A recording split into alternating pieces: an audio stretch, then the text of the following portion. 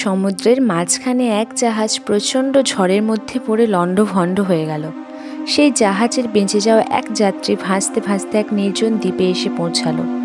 জ্ঞান ফেরার পর প্রথমেই সে আল্লাহর কাছে প্রাণ খুলে ধন্যবাদ জানালো তার জীবন বাঁচানোর জন্য। প্রতিদিন সে দ্বীপের তীরে এসে বসে থাকতো যদি কোনো জাহাজ সেদিকে আসে এই আশায়, কিন্তু প্রতিদিনই তাকে হতাশ হয়ে ফিরে আসতে হতো। এরই মধ্যে সে সমুদ্র তীরে থাকার জন্য একটা ছোট্ট একটি ঘর তৈরি করলো। সমুদ্রের মাছ শিকার করে এবং বন থেকে ফলমূল খেয়ে সে বেঁচে থাকলো।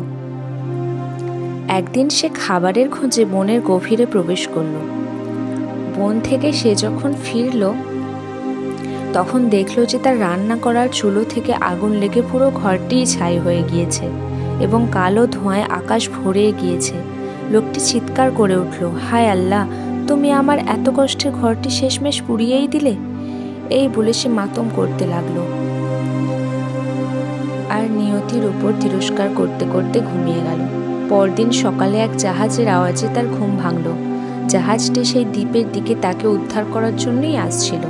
সে অবাক হয়ে বলল, তোমরা কিভাবে জানলে যে আমি এখানে আটকা পড়ে আছি?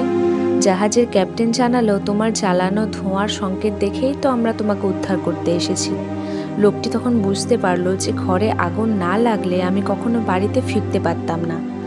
আল্লাহ যা করেন তা মানুষের কল্যাণের জন্যই করেন, আমরা কেবল বুঝতে পারি না।